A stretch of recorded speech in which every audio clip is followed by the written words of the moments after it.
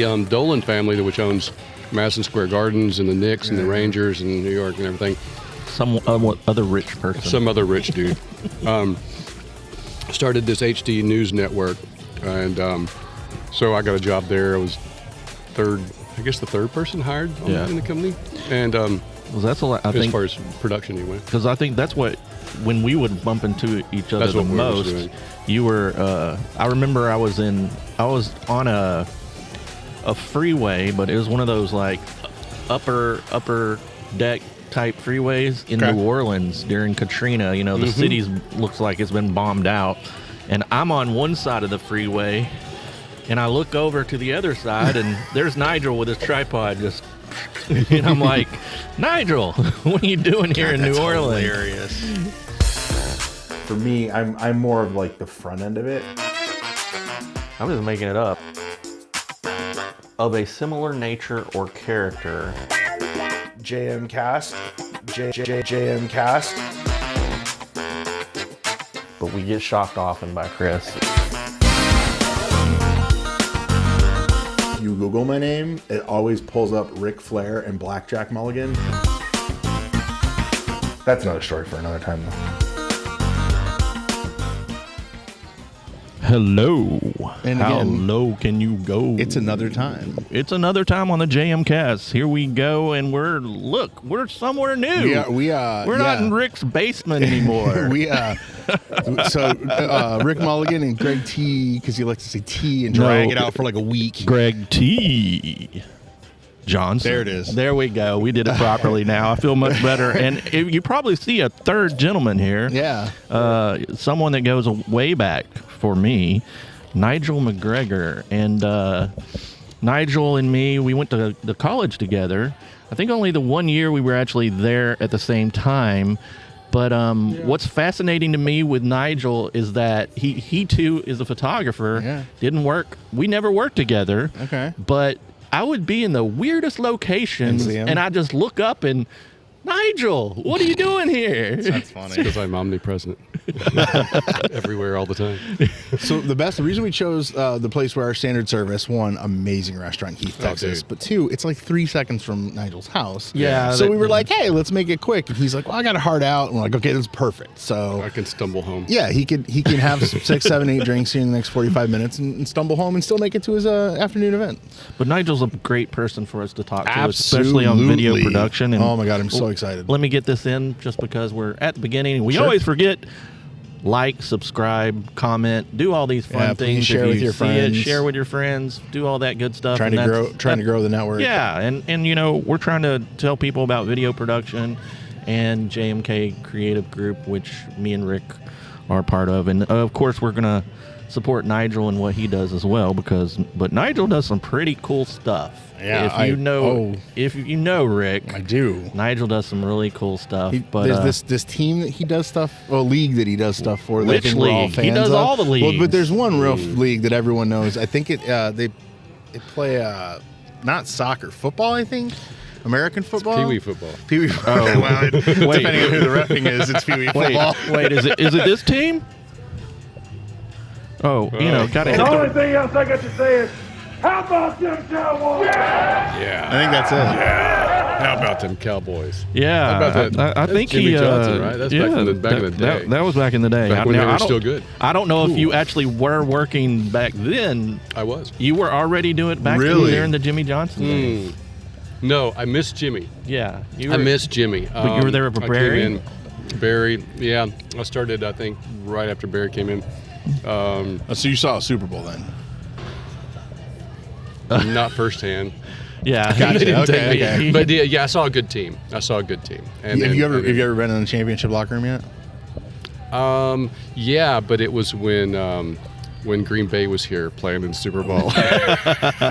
And I was covering Green Bay. I almost got to be in a Detroit Red Wings one locker room. They were 34 seconds away. I didn't get to do it. They went on the road and won it, but anyway. And then when the Super Bowl was in Houston, I was covering the losing team, so that kind of sucked. No celebration there. Right? No, and we were almost the winning team. Steelers, and they lost to Brady and gave it away the second half, third quarter. Tell us a little bit about exactly what is it that you do, because we've kind of we're hinting around it, but we haven't said it exactly. Right. I shoot people. With the camera. I'm a videographer. With a video camera. With a video camera. Yeah. Watch out there. Right. I cover the Cowboys for NFL Network.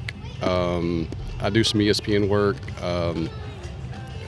Mainly football. A little baseball when I can, because I really like baseball. Yeah. Hockey when I can, because I really like hockey. I've seen you down at Baylor this year. Right. Do a lot of college sports for ESPN. And then was it cakes or was it what? I mean, you do. We do a multitude of things, and so do you. So yeah, there was a young lady here in Rockwall actually it was really convenient, much like this place. But she had a little just a YouTube channel and was doing videos and trying to grow her brand, and was trying to break into that just a better level of production. And so anyway, yeah, I was helping her out for a while, and I think basically I taught her and her mom, who was kind of producing it, enough that I got do it on their own. That I got myself fired. You worked yourself out of a job. I did, which is fine. Fine, really, because it was as convenient, and it is it's a little money here and there, a little but it was a lot of work.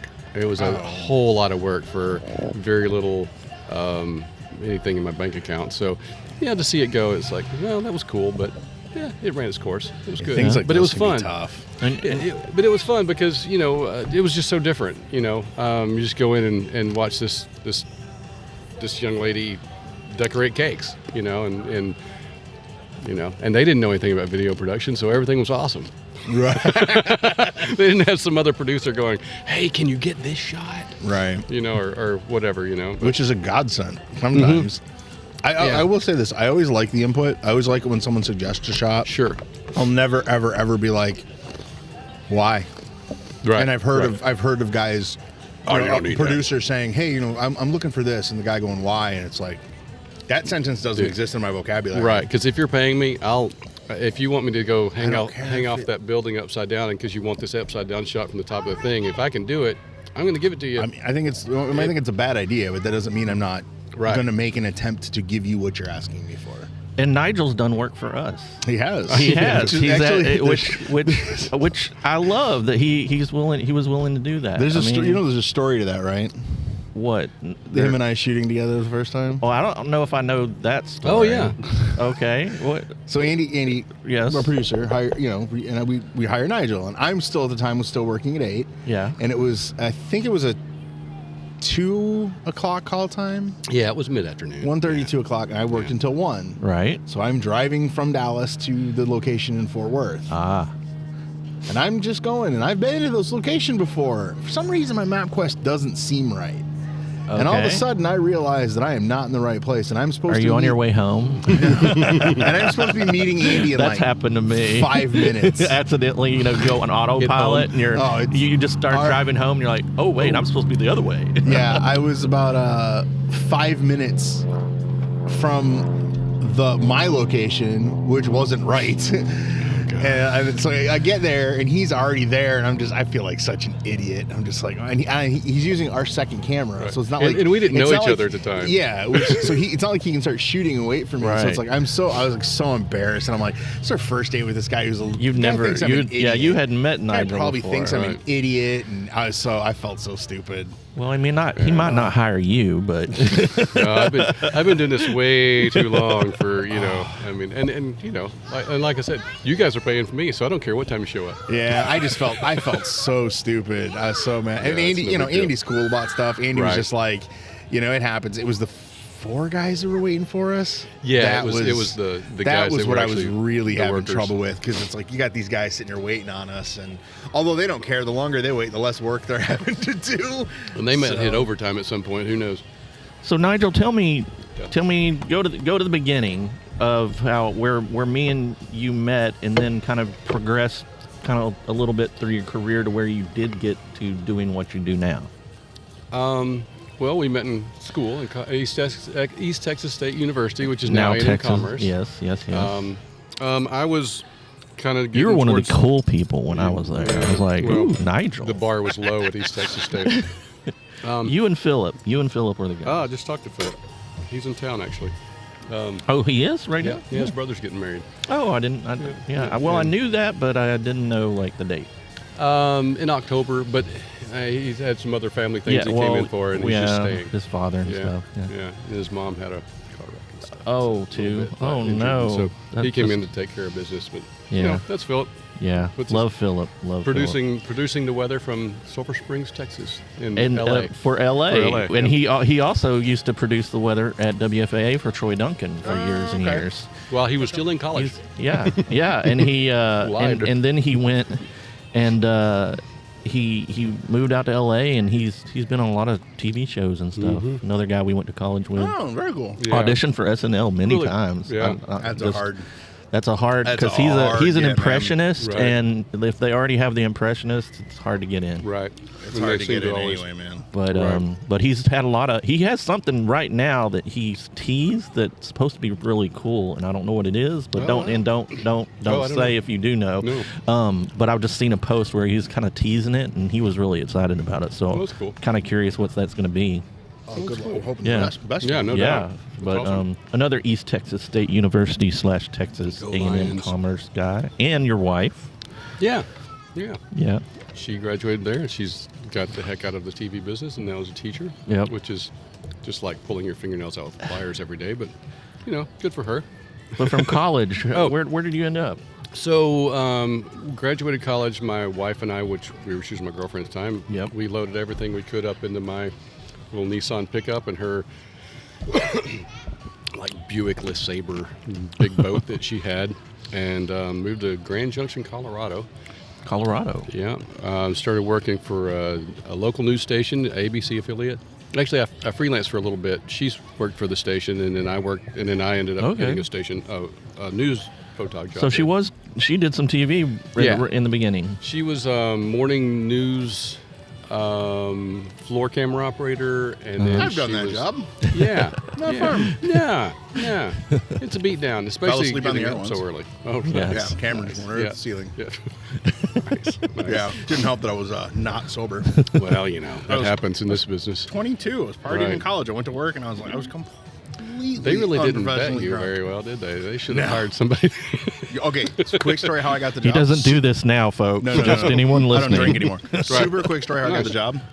I walk in for the interview, and the guy says to me, Mulligan. And instantly I go, oh, somebody in my family. He goes, how's your grandma doing? Last person I expect him to know. And I'm like, you know my grandma? And he goes, well, I used to go to Lakeland, which was my high school. Oh my gosh. And my grandma was one of the lunch ladies. And then he goes, how's your cousin Bryce doing? And I was like, oh, I got Dude. this job. First 45 minutes was just talking about my family. Oh, that's cool. Yeah. That's when you got you got a good shot at least. I walked out of there pretty confident. Right. Yeah, that's hilarious. Yeah, my first news job, I went and I knew the news director because my wife worked at the station, and I've been bugging her. I'd actually gotten a job in master control, and hated it because Yeah, I wonder why. Oh gosh, it's just a miserable room for me. But news director finally had an opening, and she said, "Well, you want the job?" I said, "Yes, ma'am." She said, "Well, you got to cut your hair because at the time my hair was pretty Right, long yeah. and down my back. I remember. and it was curly. It's kind of not quite a Jimi Hendrix look. I don't see that on you. I just don't. No, it was pretty crazy. So I said, absolutely. Like, can I wait until I get my first paycheck? Because I had no money. And sure. So I came She back. goes, no, pulls out a pair of scissors. Right. So I got my first paycheck, and then that weekend got my hair cut and went back in Monday or whatever. And she's like, "Oh my God, Nigel, what'd you do to your hair?" Because I had buzzed it. Because curly hair, it's either long or it's short. Yeah. So she's like, "Oh my God."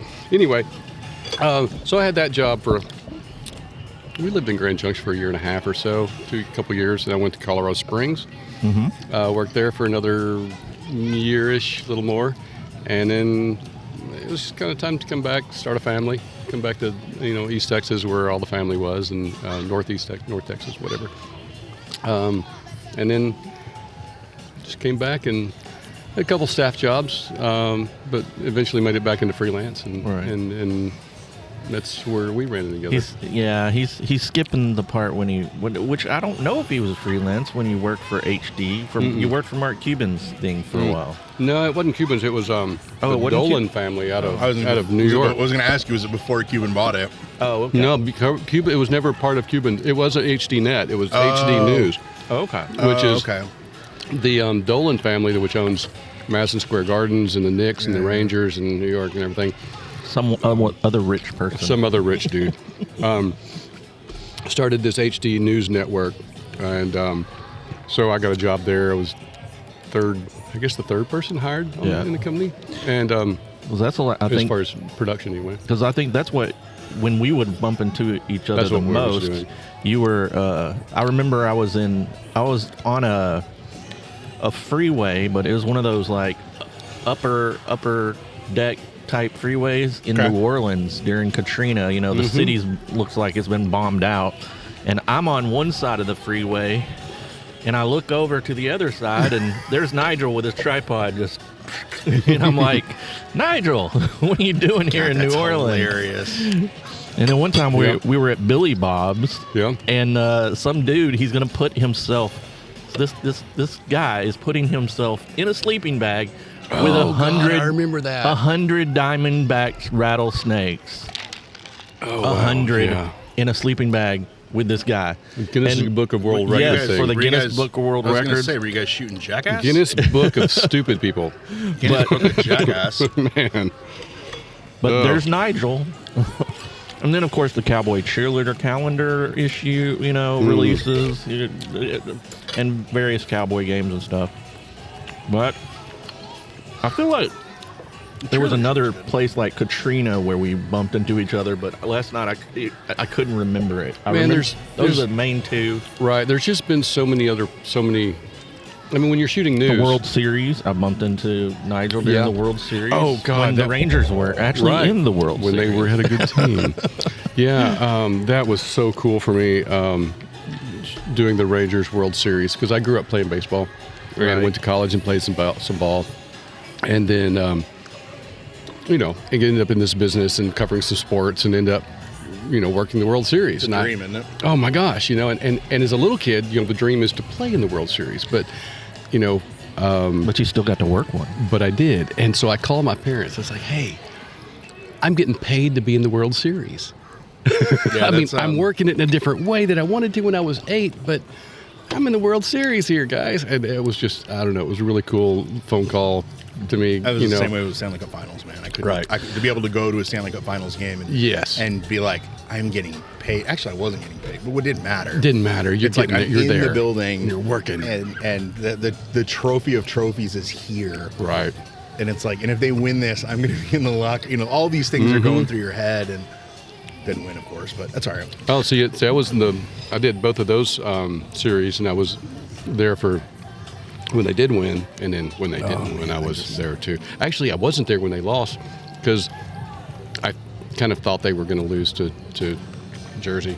So that Jersey team was so good. Right. 2000. So we had Roger Water tickets in the Woodlands down by Houston. Oh, there you go. And so we went and saw Roger Waters, and eventually blew the concert off. I'm a huge Pink Floyd fan, but we blew the concert off and went and sat in the car and listened to the end of the hockey game. And which team are you referring to? Stars. Okay. Because I'm a Red Wings like you Red Wings, and then you were talking about. No, I like the Red Wings too. too. I'm trying to follow the conversation here. Sorry. No, that's good. We kind of shifted. But this is a question for both. Go ahead. I'll ask mine afterwards. I wanted to get this in just because we were just on it. The Rangers. Were you at least fortunate enough to be covering only the Rangers portion? Yeah. So I wasn't. Yeah. So they gave me the St. Louis card during the St. Louis one. Right. So I'm interviewing Albert Pujols. At least I can say that. It's relevant for today right now. Right. I got to actually stand in front of Albert Pujols and interview him when he was doing really awesome. He was amazing during that series. Top of his game. Yeah, but it just being a Rangers fan, guys, that hurt. It hurts to have to go into their locker room, especially on the games they won. Right. really? Do I have to do this? But quite honestly, these days, I mean, and for a long time, quite honestly, being a Rangers fan has hurt for a long time in general. I mean, I love As a my Rangers Tigers fan, but I can completely understand. Anyway, there's one other thing we do real quick. Just we go gotta ahead bang this out. and we got to bang this We out. have a so segment. We have a little Okay, segment cool. we do. Hey. It was word of the day. Word of the day. I like it. Word of the day is my favorite part of every episode. Word of the day. Intro music for word of the day. So, word of the day is the segment, and the first word is catered for Nigel McGregor. TV blackout. Oh, what's a TV blackout? What's a TV blackout? Yeah. When they say TV blackout, what do they mean? This means the game's not going to be shown in your area, right? But why do they do it? Because of the money. Because of the money. I know exactly why. I They don't want know. people to buy tickets and go to the game. Right, The game yeah. doesn't sell out; it's blacked out. Yeah, yeah. Happened in Detroit every That's why- freaking Sunday for years. Right. That's why Jerry makes sure that every game is What? a total. I also grew sellout. up when the Lions played in the Silverdome. You Right. try selling out 80,000 sad Lions fans every week. So several years ago, when I was early in working with NFL Network. We were working every game, Yeah. and it was a foregone conclusion I would be at every game, and it was I was getting into this rhythm, and then the Lions are on the thing, and oh yeah, we're not going to cover that game. Like, you're what? This is the Cowboys. The They're playing Lions, man. like, yeah, nobody's interested in this game. The Cowboys are Because 8-8, Barry and was the not Lions playing. and the Lions totally suck. Yeah. So we're just not even going to mess with it. Yeah, if Barry's not there, I they don't was care. blown away. Yeah. But granted, it was in the middle of the Romo era when 8-8 was the flavor of the decade. Nobody likes the lie downs. That's what I call them. Like, unless you're from Detroit, you don't like the lie downs. Because what do they do every week? They The lie down. Every week they lie down. Barry Sanders quit, I was done. The Yeah. minute he quit, I was like, done. I'm not a Lions fan. I refuse. I'm not going to spend my life sad. And you know what? All my friends are drinking that blue Kool-Aid, and every Yeah. summer, every year, they're like, this is going to be our year. And I'm like, okay. All right. I'm like, they're not allowed to win. Right. They're Cleveland Browns. They're not allowed to win. Right. And then our second word, Okay. a C-stand. A C-stand. And we've done this word before. This is for you. a C-stand. C-stand. C-stand's an extra arm for you, for anybody who just needs an extra arm. I keep a couple around in my shop, just to hold things when I don't have anybody else to hold a board up when I'm nailing something. Or, man, a C-stand is like, everybody should have a set of C-stands in their arsenal, like in their garage. What Like 2 or 3 of them. cracks me It's up very is sturdy I was originally told the name of the C-stand came from the shape of the legs. because it looks like a C. That's what I was Okay. originally told. It's Okay. not true. That's not true. I've never heard that, but And okay. you know how I discovered that? On the podcast. We looked it up. And I was so, like, so what is it? Why is it a it's, C-stand? what did it say? Because I really don't know. It wasn't that. It had to Yeah, do, it was it had to something do else. with the... I don't want to look it up again. It's 'cause I like feel an idiot.